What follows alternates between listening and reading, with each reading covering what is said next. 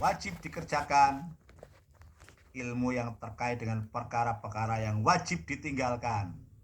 Ya, jadi uh, ini ilmu fardu ain, ada 3 dimensi: ilmu tentang i'tiqad atau akidah, ilmu tentang perkara yang wajib dikerjakan, dan ilmu tentang hal-hal yang wajib ditinggalkan. Ya, jadi itu. Nah, kemudian apa namanya, uh, ilmu yang terkait dengan hal-hal yang wajib dikerjakan maupun yang wajib ditinggalkan itu meliputi hal-hal yang terkait dengan uh, batin, perbuatan batin maupun perbuatan yang lahir. Misalnya ilmu yang terkait dengan perbuatan batin yang wajib, misalnya kita memahami apa itu sabar, apa itu syukur, ya, apa itu tawadu, dan seterusnya, ya. Kalau ilmu fardu ain yang terkait dengan hal-hal yang wajib ditinggalkan, misalnya kita nggak boleh hibah, kita nggak boleh tajasus, ya. Apa itu tajasus, hibah, terus takabur dan selainnya. Jadi dengan demikian di dalam Islam ilmu itu berhubungan dengan agama dan moral. Ya,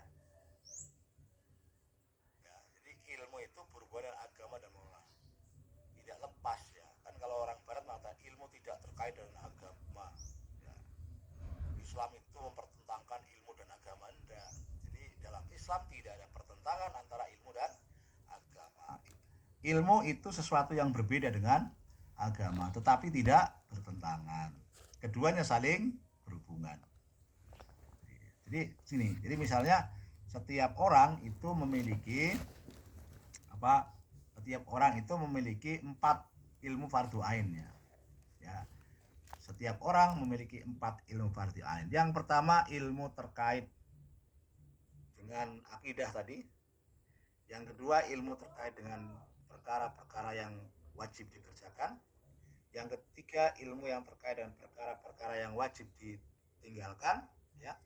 Yang keempat adalah ilmu yang terkait dengan profesi yang apa mau ditekuni, ya. Misalnya mahasiswa fakultas keperawatan, ilmu keperawatan, ya, maka fardu ainnya apa? Fardu ainnya ya ilmu tentang keperawatan, ilmu tentang akidah, ilmu tentang hal-hal yang wajib dikerjakan, dan ilmu tentang hal-hal yang wajib ditinggalkan.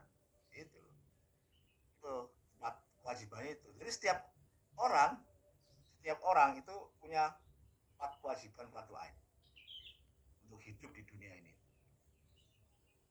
Ya, jadi selebihnya itu namanya fardu kifayah. Ya, jadi misalnya, ya, bagi kita itu kedokteran, keperawatan, kemudian ekonomi, teknik, itu semua adalah fardu kifayah. Ya.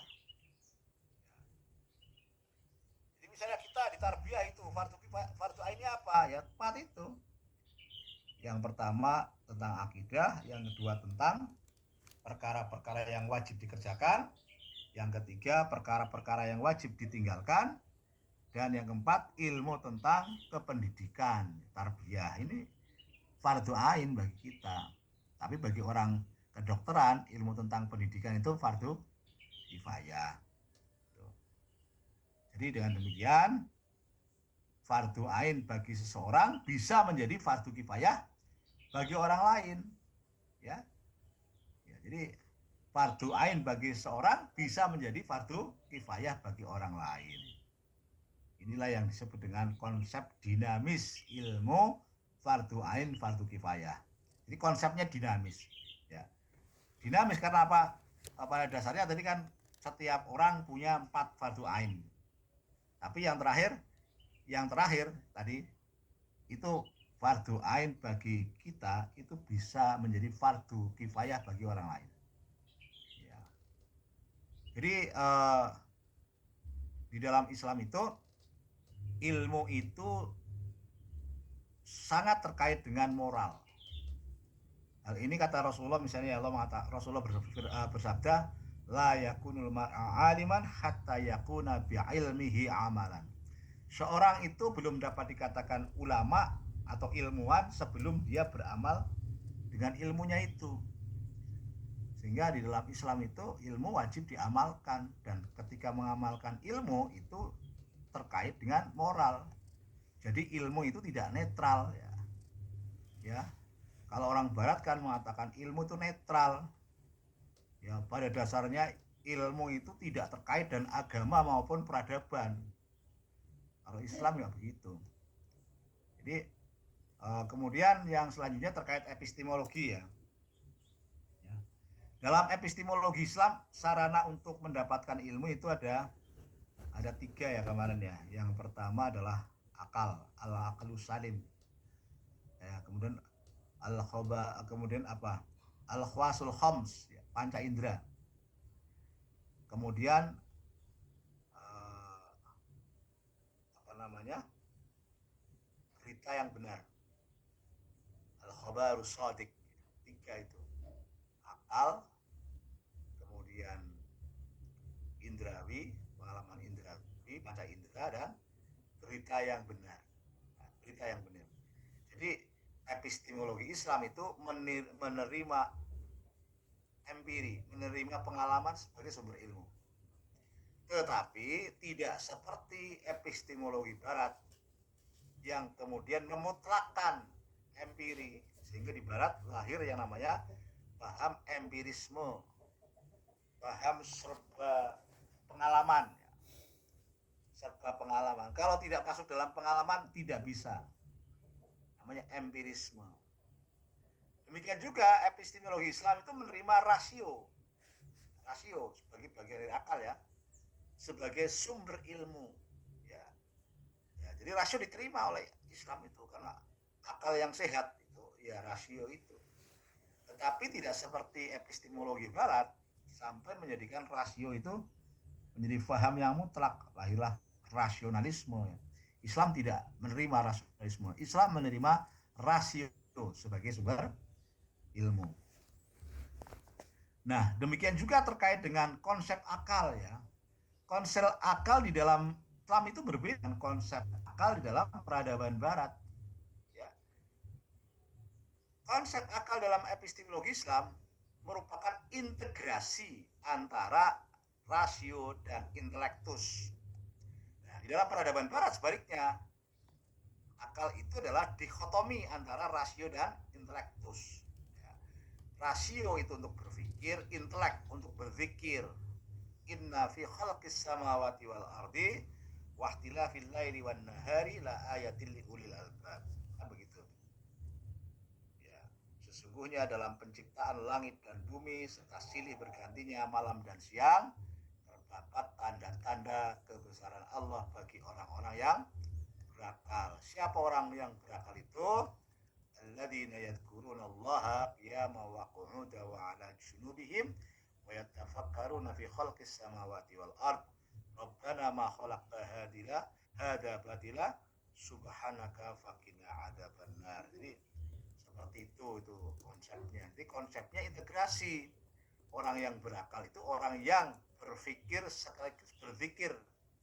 Mikir dan zikir menyatu. Ya. Jadi itulah yang namanya ulil albab. Tetapi kalau di dalam epistemologi Barat antara akal dan rasio dan intelektus itu terpisah. Ya, ada jalurnya masing-masing. Jadi kalau intelek itu ya Anda kembangkan intelek jadi ilmuwan. Kalau Anda kembangkan intelektus jadi agamawan. Jadi agamawan dan ilmuwan itu tidak akan pernah bersatu. Dua-duanya berjalan di rel yang berbeda. Itu karena konsep Barat dikotomis ya. Kalau konsep Islam itu bersifat apa? Bersifat integratif, ya, integrasi antara rasio dan intelek gitu. Sehingga kalau di dalam konsep Barat tadi konsep akal bersifat dikotomis. Kalau dalam Islam akal itu bersifat integratif. Kemudian berita benar atau al-khabarus shadiq sebagai sarana ilmu itu itu ada dua. Yang pertama adalah berita mutawatir. Berita mutawatir yaitu berita yang sebetulnya dulunya berasal dari sumber empiris, kemudian diriwayatkan secara turun-temurun, ya, dan terjaga ya keotentikannya, sehingga tidak mungkin orang itu kemudian berbohong. Nah, itu berita mutawatir. Jadi kita misalnya percaya tentang adanya tokoh yang namanya Aristotle, kan kita nggak pernah ketemu kan, lihatnya gambarnya tok, patungnya aja. Ada orang yang namanya Umar bin Khattab, kita nggak pernah ketemu. Ada Abu Bakar As-Siddiq, ya itu nggak pernah ketemu. Kita mendapatkan nama-nama itu dari berita mutawatir. Jadi berita mutawatir sumber ilmu. Anda tentu akan dikatakan samin kalau misalnya, wah saya nggak percaya ada orang namanya Umar bin Khattab, wah nggak pernah weruh, kalau misalnya nggak bisa. Karena itu telah menjadi berita mutawatir. Ya. Di berita mutawatir itu adalah salah satu unsur dari al-khabarus shadiq, berita yang benar.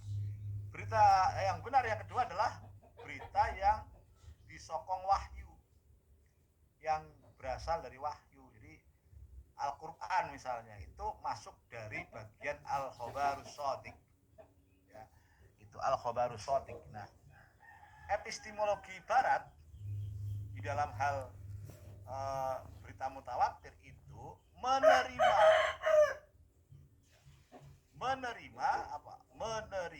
adanya berita mutawatir.